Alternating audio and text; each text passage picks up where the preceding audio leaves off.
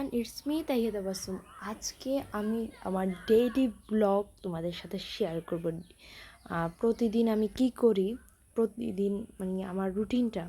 তো ফার্স্টে আজকে রুটিনটা হবে 8:30, মানে 8টা থেকে 8:30 8টার দিকে আমি এই শ্যুটটা নিলাম। প্রথমে আমি আজকে অনেক দিন পর টেবিল গোছাবো।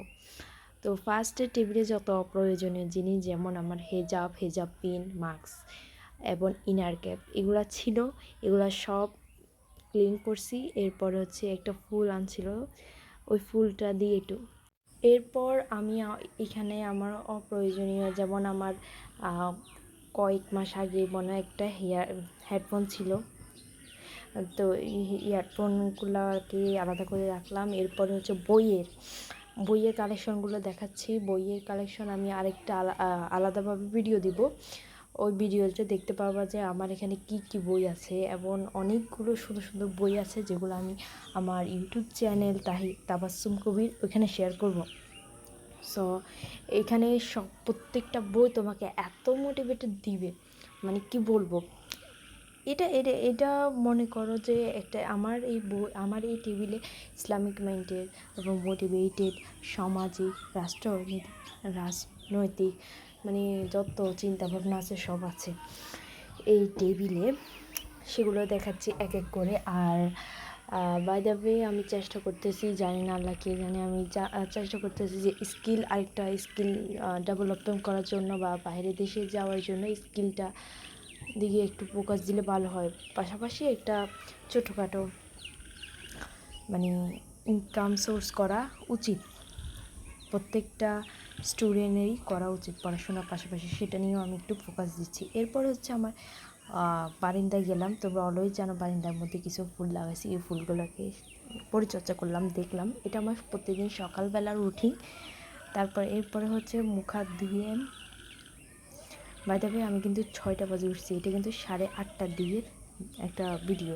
এরপর হচ্ছে দাদু রুটি বানাইছিল, আমি রুটিগুলো খোলা দিয়েছি। এরপরে হচ্ছে চাটা বানালাম। চাটা বানাই পরিবেশন করতে গিয়ে একদম নাজেহাল অবস্থা পড়ে গেছে, মানে এগুলো সব ক্লিন করতেছি।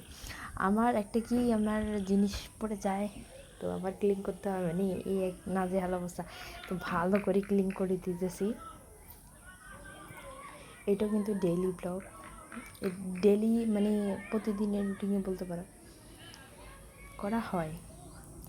তো এরপরে হচ্ছে থালা বাসনগুলো ধুবো। এরপরে হচ্ছে চা খাচ্ছি। চা খেতে গিয়ে এখানে ফালাই দিছি কি এক অন্য মনস্ক, মানে এবার এটাও মুছো। তো এই আর কি, সারাদিন ব্যস্ততার মধ্যে যাওয়া হয়।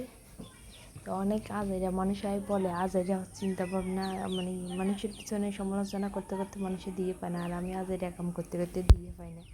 তো এই তো, এরপরে হচ্ছে সবগুলো আছে, সবগুলো এখন ধুবো, মানে সবগুলো ক্লিন করবো এখন।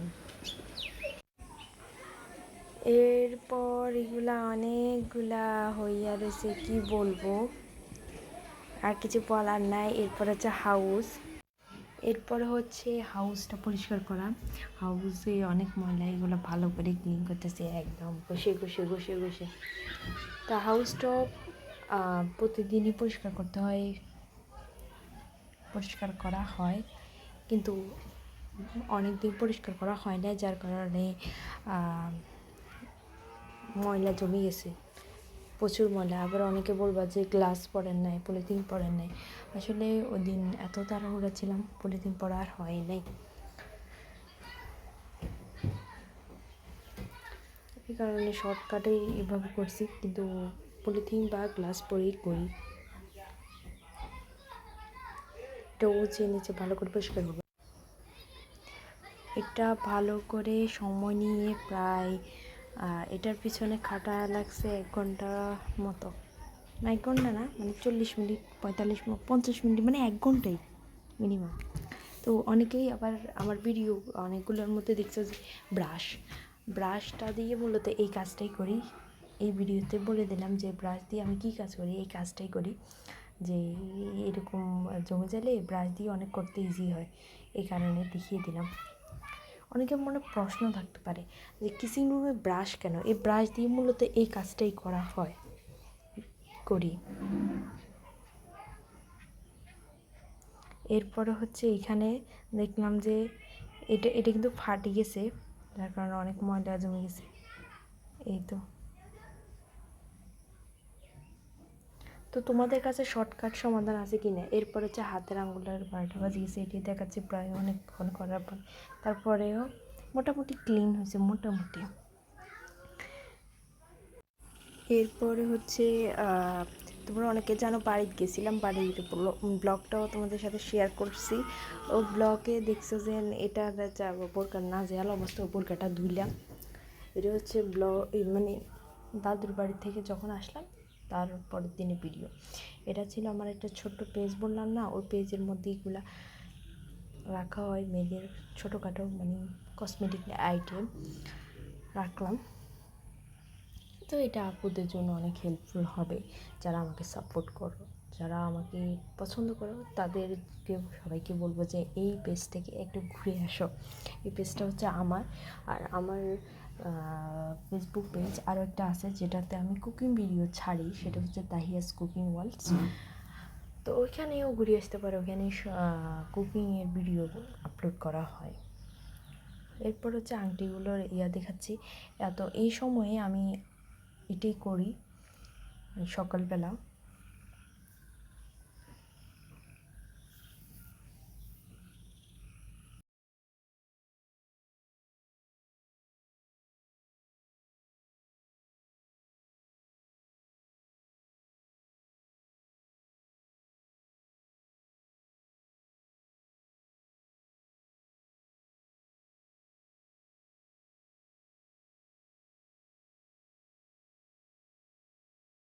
ঠিক তারপরে মানে 11টা 19-এ এখানে দেখি যে মেয়েগুলোর আড্ডা সাড্ডা প্রায় 11টা 19-এ, ওরা কী করে আমি জানি না।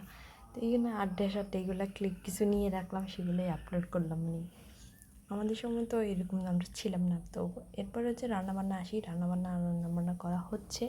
তো আজ আমরা বিকালবেলা চলে যাব।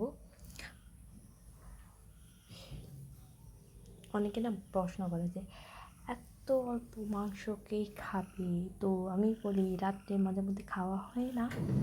তো এরপরে হচ্ছে একটা ফুল আনলো, ওই ফুলটা দেখতে অনেক সুন্দর লাগতেছে, এই ফুলটাই আমি একটু ক্লিপ নিলাম, আমার কাছে অনেক সুন্দর লাগছে এই ফুলটা। এরপরে আবার রান্নার ভিডিওতে আসি। তো রান্নার ভিডিও আর কি, মরিগোস্ত রান্না করছে, আর রান্না করছে হচ্ছে শাক ভাজি করছে। আমি জানি না, আমার শাকের মধ্যে মূলা শাক আর লাউ শাক খুবই খুবই খুবই অনেক পছন্দ করি। এটা আমার ছোটোবেলায় এত পছন্দ করতাম না, শাক সবজি কম খেতাম, এরপরে খাই আর কি। এটা হচ্ছে ঠিক দুপুরে খাওয়া দাওয়ার পরে এখানে অনেক কষ্ট করে ভিডিও ক্লিপ নিচ্ছি। তো এরপরে হচ্ছে কাকাদের বাসায় চলে গেলাম। তো